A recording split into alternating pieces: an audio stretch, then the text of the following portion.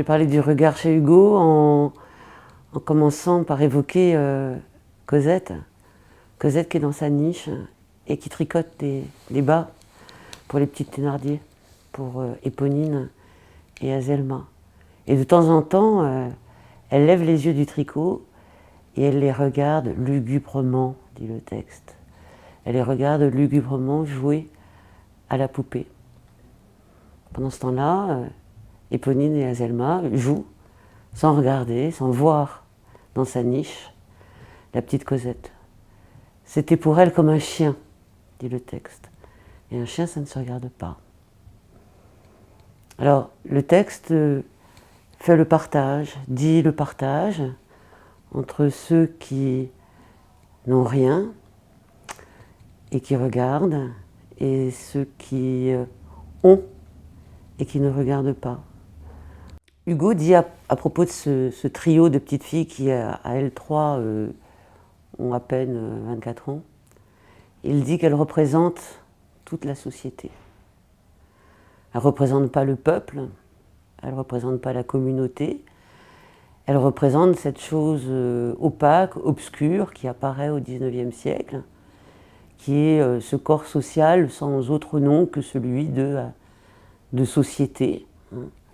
Ce corps obscur est divisé. Et la scène vient dire le partage des regards, qui est un partage politique.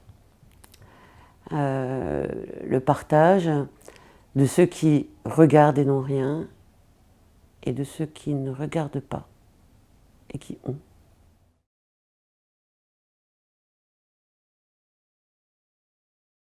Alors dans cette scène, le regard n'est pas un objet qui viendrait circuler comme le désir pour constituer le commerce humain, pour reprendre une expression de Laurent Dupont. Il n'y a pas de commerce humain, il n'y a pas de communauté, il y a juste une société fracturée par ce partage des regards qui fige la société dans une division qui est absolument abyssale. Et ça pourrait durer longtemps. Et ça dure jusqu'à ce que d'abord un micro-événement apparaisse dans le récit. Éponine en a marre de sa poupée et elle se dit que ça serait plus amusant de jouer à la poupée avec le chat. Donc elle emmaillote le chat et elle dit à sa sœur: ça serait ma fille, bien sûr, on joue à la poupée. Je serais une dame et toi tu viendrais me voir et tu la regarderais. Et à ce moment-là, Azelma regarde Éponine avec un regard d'admiration éperdu face à tant d'imagination. Voilà. Et le lecteur, lui, il est éperdu d'admiration face à une intuition du social aussi précise chez une petite fille qui doit avoir quelque chose comme 10 ans. Qu'est-ce que c'est qu'une dame? C'est quelqu'un qu'on vient voir, et qu'on vient voir pour regarder ce qu'elle a, ses propriétés. Il faut que Jean Valjean apporte à Cosette la merveilleuse poupée, qu'il apporte à Cosette, cette poupée qui vaut 40 francs.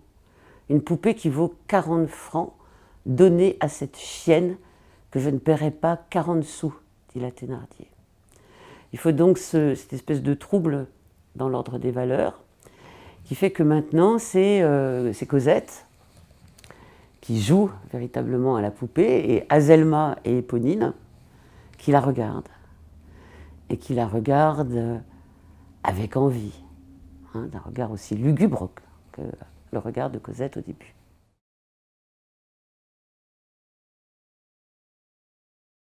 Ce texte résonne avec un poème des Chants du Crépuscule qui date de 1833, qui s'appelle Sur un bal de l'Hôtel de Ville. Et puis avec une note prise dans un carnet par Hugo en 1946 et qui va être recueillie ensuite par ses éditeurs posthumes Hugo, dans ce poème, commence par condamner une société où les princes et les riches, dans ce lieu politique qu'est l'hôtel de ville, préfèrent organiser des fêtes plutôt que de faire quoi? De faire ce qu'on appellerait de l'action sociale, c'est-à-dire s'occuper de la pénalité qui pèse sur le peuple, conduit par les structures sociales à la criminalité, de s'occuper des enfants misérables, de s'occuper des prostituées. Puis ensuite, il s'adresse aux femmes qui montent les marches de l'hôtel de ville, richement parées, et dont il dit qu'elles ont les yeux éblouis par la lumière de la fête, que leurs yeux sont noyés au point de ne plus voir ceux qu'on foule aux pieds, ceux qu'on foule aux pieds et qui sont en dessous d'elle. Cette fête est pour vous comme une aube étoilée. Vous riez d'y courir tandis qu'on souffre ailleurs. C'est que votre belle âme ignore les douleurs. Le hasard vous posa dans la sphère suprême. Vous vivez, vous brillez. Vous ne voyez pas même, tant vos yeux éblouis de rayons sont noyés, ce qu'au-dessous de vous, dans l'ombre, on foule aux pieds. Oui, c'est ainsi. Le prince et le riche et le monde cherchent à vous réjouir, vous pour qui tout abonde. Vous avez la beauté, vous avez l'ornement, la fête vous enivre à son bourdonnement, et comme à la lumière un papillon de soie, vous volez à la porte ouverte qui flamboie. Vous allez à ce bal, et vous ne songez pas que parmi ces passants amassés sur vos pas, en foule émerveillée des chars et des livrées, d'autres femmes sont là, non moins que vous parées, qu'on farde et qu'on expose à vendre au carrefour, spectres où saigne encore la place de l'amour. Comme vous pour le bal, belle et demi-nue, pour vous voir au passage, hélas, exprès venus, voilant leur deuil affreux d'un sourire moqueur, les fleurs au front, la boue aux pieds, la haine au cœur. Alors, c'est pas du tout un poème qui fait de ces femmes invitées au bal de l'hôtel de ville des espèces de monstres moraux. Et ce que fait le texte, c'est au fond construire une similitude profonde entre ces femmes. Dire que la différence morale est une construction sociale, et puis dire qu'elles sont au fond pareilles. Elles ont les mêmes parures, elles sont pareillement dévêtues et vêtues. Et la différence morale est encore une fois juste simplement une construction sociale. Là encore, il dénaturalise la différence sociale et en même temps, il creuse le divorce entre celles qui ont et qui ne regardent pas et celles qui regardent et qui n'ont pas.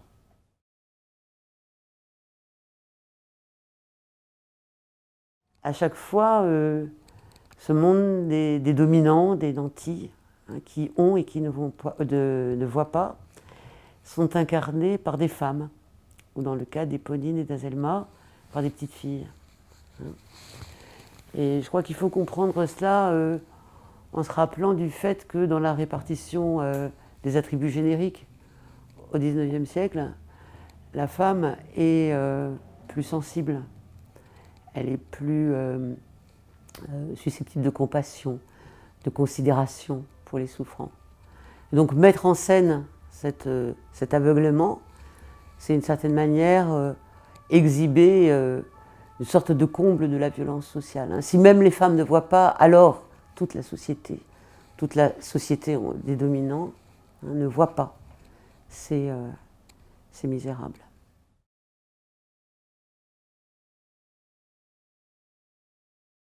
En 1846, Hugo est académicien et pair de France. Il fréquente les duchesses. Il appartient au monde des vainqueurs. Il est du côté du Manche. Et le texte que je vais lire maintenant, c'est un texte où se lit pourtant cette espèce de mauvaise conscience qui le travaille en 1846 et qui lui fait commencer à écrire les misères qui deviendront les misérables. Hier, 22 février, j'allais à la chambre des pairs. Il faisait beau et très froid, malgré le soleil et midi. Je vis venir rue de Tournon un homme que 2 soldats emmenaient. Cet homme était blond, pâle, maigre, hagard. 30 ans à peu près, un pantalon de grosse toile, les pieds nus et écorchés dans des sabots, avec des linges sanglants roulés autour des chevilles pour tenir lieu de bas. Une blouse courte, essouillée de boue, derrière le dos, ce qui indiquait qu'il couchait habituellement sur le pavé, la tête nue et hérissée. Il avait sous le bras un pain. Le peuple disait autour de lui qu'il avait volé ce pain et que c'était à cause de cela qu'on l'emmenait. En passant devant la caserne de gendarmerie, un des soldats y entra et l'homme resta à la porte gardé par l'autre soldat. Une voiture était arrêtée devant la porte de la caserne. C'était une berline armoriée portant aux lanternes une couronne ducale attelée de 2 chevaux gris, de 2 laquais aux guêtres derrière. Les glaces étaient levées, mais on distinguait l'intérieur, tapissé de damas boutons d'or. Le regard de l'homme fixé sur cette voiture attira le mien. Il y avait dans la voiture une femme en chapeau rose, en robe de velours noir, fraîche, blanche, belle, éblouissante, qui riait et jouait avec un charmant petit enfant de 16 mois, enfoui sous les rubans, les dentelles et les fourrures. Cette femme ne voyait pas l'homme terrible qui la regardait. Je demeurais pensif. Cet homme n'était plus pour moi un homme, c'était le spectre de la misère. C'était l'apparition brusque, difforme, lugubre, en plein jour, en plein soleil, d'une révolution encore plongée dans les ténèbres, mais qui vient. Autrefois, le pauvre coudoyait le riche. Ce spectre rencontrait cette gloire. Mais on ne se regardait pas, on passait. Cela pouvait durer aussi longtemps, du moment où cet homme s'aperçoit que cette femme existe, tandis que cette femme ne s'aperçoit pas que cet homme est là, la catastrophe est inévitable. Il y a dans cette angoisse du spectre de la misère que provoque cette espèce de peur, qui n'est pas la peur du rouge, mais qui est la peur du misérable, la même sensibilité extrême à cette dissymétrie des regards, de cette dissymétrie entre celui qui voit et celui qui ne voit pas, qui pour lui structure le champ social.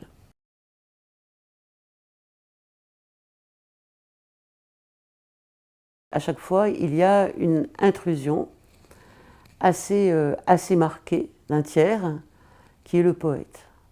Le poète ou l'écrivain, ou dans le cas de Choses Vues, en tout cas déjà de l'écrivain. Celui qui écrit et de celui qui voit. De celui qui voit ce jeu du regard et de l'aveuglement, et qui porte témoignage de ce jeu-là, qui est la marque d'une société inique. On retrouve ce jeu à 3 bandes dans un poème de Baudelaire, un poème du spleen de Paris, qui s'appelle Les yeux des pauvres, précisément. Ce poème raconte une histoire, lui aussi. C'est l'histoire d'un homme qui est à la fois une figure du poète et puis une figure du nanti, et qui est dans un café avec sa maîtresse, avec la femme qu'il aime, et que maintenant il est. Dans un café neuf, dit le texte, un café neuf du boulevard Neuf. Donc on est plein dans le Paris haussmannien, le Paris de la fête du Second Empire. Donc il y a une famille formée par un père et ses 2 petits garçons, une famille de misérables, qui s'approchent de la vitre et qui regardent à l'intérieur de ce café neuf. 3 visages. Les 3 visages, si le compte est bon, ça fait 6 yeux. Ces 3 visages étaient extraordinairement sérieux et ces 6 yeux contemplaient fixement le café nouveau avec une admiration égale, mais nuancée diversement par l'âge. Les yeux du père disaient « Que c'est beau, que c'est beau ! On dirait que tout l'or du pauvre monde est venu se porter sur ces murs. » Les yeux du petit garçon « Que c'est beau, mais c'est une maison où peuvent seuls entrer les gens qui ne sont pas comme nous. » Quant aux yeux du plus petit, ils étaient trop fascinés pour exprimer autre chose qu'une joie stupide et profonde. Les chansonniers disent que le plaisir rend l'âme bonne et amollit le cœur. La chanson avait raison ce soir-là relativement à moi.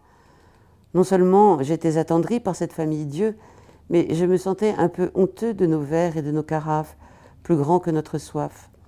Je tournais mes regards vers les vôtres, cher amour, pour y lire ma pensée.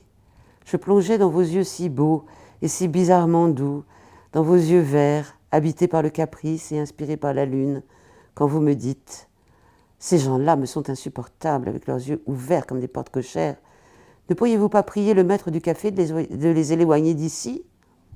Tant il est difficile de s'entendre, mon cher ange, et tant la pensée est incommunicable, même entre gens qui s'aiment.